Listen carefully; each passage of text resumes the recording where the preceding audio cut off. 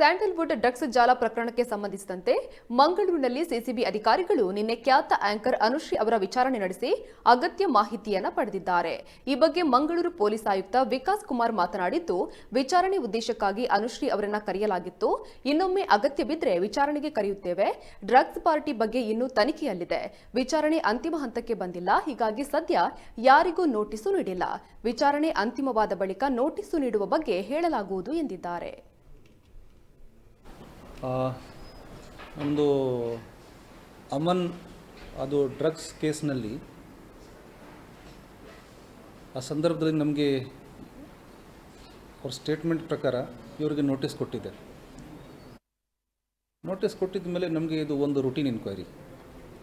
So ಇವ್ರ ಕಡೆಯಿಂದ ಇವ್ರ ಸ್ಟೇಟ್ಮೆಂಟ್ ಏನೇನು ಮಾಡಬೇಕಾಯಿತು ಒಂದು ಸಂದರ್ಭದಲ್ಲಿ ಸ್ಟೇಟ್ಮೆಂಟ್ ಕೊಟ್ಟಿದ್ದಾರೆ. ಮುಂದಿನ ಕ್ರಮ ಫರ್ದರ್ ಇನ್ವೆಸ್ಟಿಗೇಷನಲ್ಲಿ ನಮಗೆ ಗೊತ್ತಾಗೋದು. ಅಲ್ಲ, ಇದೆಲ್ಲ matter of investigation, core investigation. ಅದು ರಿವೀಲ್ ಮಾಡಲಿಕ್ಕೆ ನಾವು ಆಗಲ್ಲ.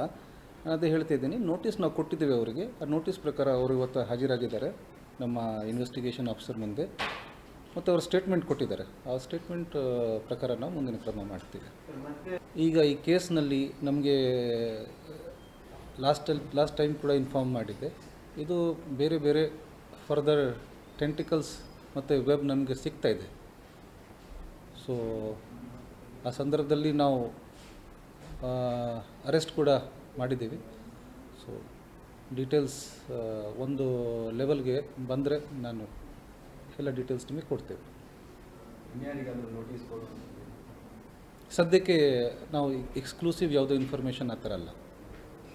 ಸೊ ಆವಾಗಲೂ ಹೇಳಿದೆ, ಏನಾದರೂ ಸ್ಪೆಸಿಫಿಕ್ ನಮಗೆ ಇನ್ಫಾರ್ಮ್ ಮಾಡೋಕ್ಕಿದ್ರೆ ನಾವು ಮಾಡ್ತೇವೆ.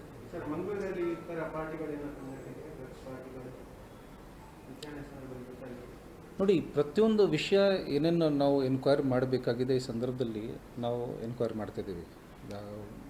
ಪೆಡ್ಲಿಂಗ್ ಹ್ಯಾಂಡ್ ಟು ಹ್ಯಾಂಡ್ ಆಗಲಿ ಅಥವಾ ಪೆಡ್ಲಿಂಗ್ ಯಾವುದೇ ಪಬ್ ಒಳಗೇನೆ ಆಗಲಿ, ಡಿಸ್ಟ್ರಿಬ್ಯೂಷನ್ ಯಾವುದು ನೀವು ಯಾವುದೇ ಪ್ರೈವೇಟ್ ಪಾರ್ಟೀಸ್ನಲ್ಲಿ ಮಾಡೋದಾಗಲಿ, ಎಲ್ಲ ರೀತಿಯಲ್ಲಿ ಎಲ್ಲ ಆ್ಯಂಗಲಿಂದ ನಾವು ಇನ್ವೆಸ್ಟಿಗೇಷನ್ ಈಗ ಕವರ್ ಮಾಡ್ತಿದ್ದೇವೆ. ಯಾವುದು ಆ ಥರ ಇಶ್ಯೂ ಬಂದಾಗ ಆ ರೀತಿಯಲ್ಲಿ ಕ್ರಮ ಕೂಡ ನಾವು ತಗೊಳ್ತೇವೆ.